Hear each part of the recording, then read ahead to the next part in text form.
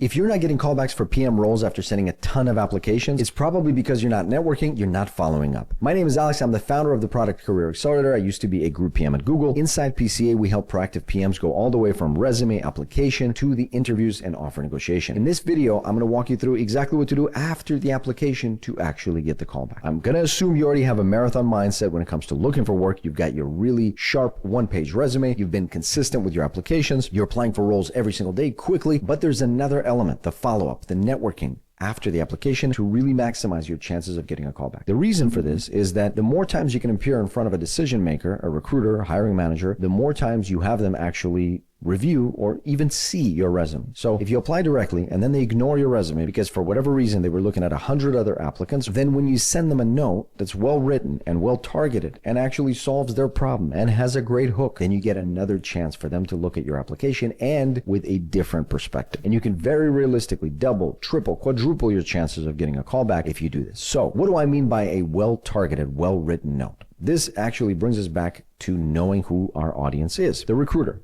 the hiring manager. And all they want is just to solve their own very specific problem. What they're looking for is someone to solve a problem that they're dealing with. They're thinking, I need someone who understands growth or has created incredible front-end experience for consumers or can increase the conversion rate on my funnel. I don't need someone who's just an awesome person. I don't need to read an incredible resume. I need to solve this particular problem for my company or my group or my team. In your brief note, if you mention the 2 or 3 elements that will actually help them solve that problem, then it would just simply be irresponsible for them not to call you back. Completely different frame than I have an awesome resume, they should call me back. No. Now, how do we actually do this? My favorite methodology is direct email. Even in 2025, we all check our email all the time, especially product managers. They're in their inbox all the time. So they have no choice but to see your email come through if they're scanning their own email time to time. You can also do the exact same thing with LinkedIn. It practically works a similar way, except emails checked more consistently. How do you find people's emails? Well, there are a bunch of tools online like Chrome extensions, free or paid. You can also figure out people's emails.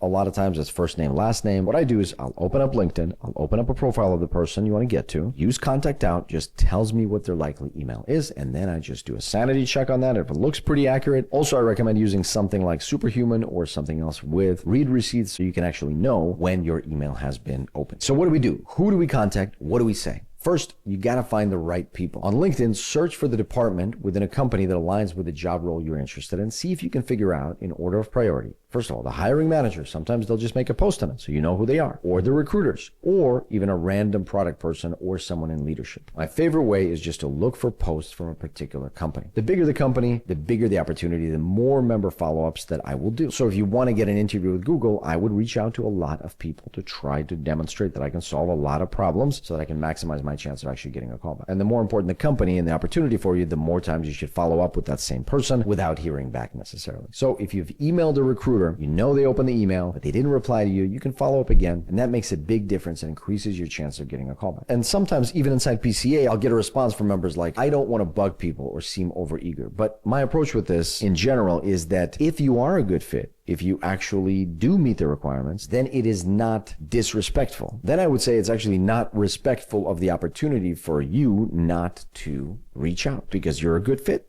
You would actually solve the problem. It only becomes a nuisance if you are not a good fit. You're trying to force fit your candidacy into an application and it doesn't make sense. All right, so we found the right people who want to engage. We've followed up on application. What exactly do we say in the note? Well, you have to write a great hook to get their attention. If you're sending an email, you got to think of yourself as a copywriter for the purpose of getting that email noticed, because the first obstacle is the subject line, the hook. So the same rules that applies to our resume where we're trying to hook them at the top. So if you have any recognizable tech companies, any recognizable universities, or big impact or relevant industry or experience, you put it in there in as abbreviated form as possible. You're trying to say, hey, I know your problem. I can solve your problem. Open this email and I'll show you how. Inside PCA, we will actually brainstorm specific hooks for each individual PCA member because all are different and they're based on people's different backgrounds. And we're trying to create a system that will actually do this in an automated manner, in a reliable way for you. Inside the email or the message itself, you want to briefly break down some of your key achievements that relate to the role and show your prestige, recognizability, or relevance. Ideally, you understand what the job description calls for and you solve for it right in that first bullet. And in your call to action, which means what you ask for them at the end, tell them to connect you with the recruiting partner. Just